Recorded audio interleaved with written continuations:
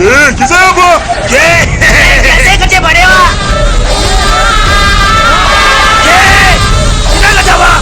Ki kare gurin su wallahi sai ki shiga hannu. Sai ki tsaya ki ce ina ne.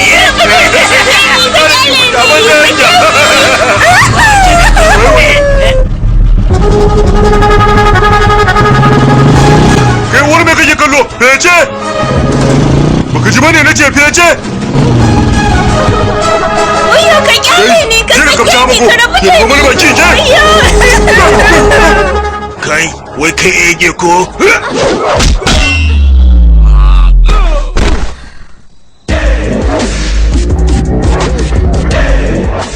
Kai a jamar.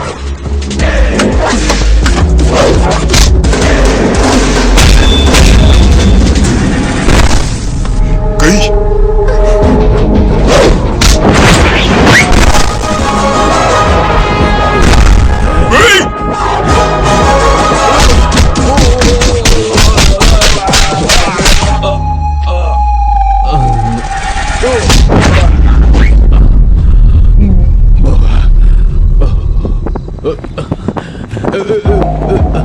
Abalin wa sauran sambade ɗaya ka musu ba, ni kuma sai ka mun sambade ba ne?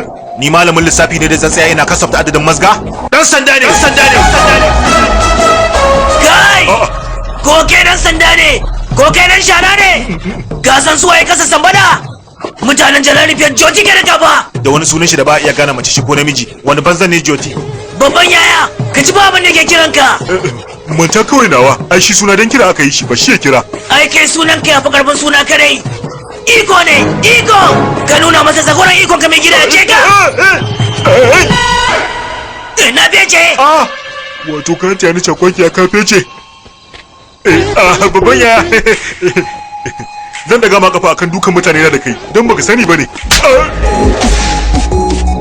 A'a fa. Kana ji ko ce maka fa ne?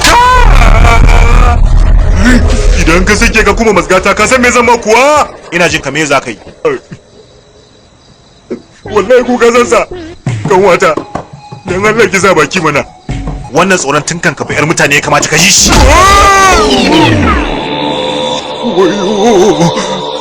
Sai ka sake gani na ba. Na gode. Amma me hana ki fitowa tare da wani naki a irin wannan lokaci? Don wani nawan ne na fito ni kada a wannan lokaci. Oho, lamarin soyayya ba? Kai, na sai na ce yana jira na madakatar gitam yanzu. To shikenan mu je na aje ki.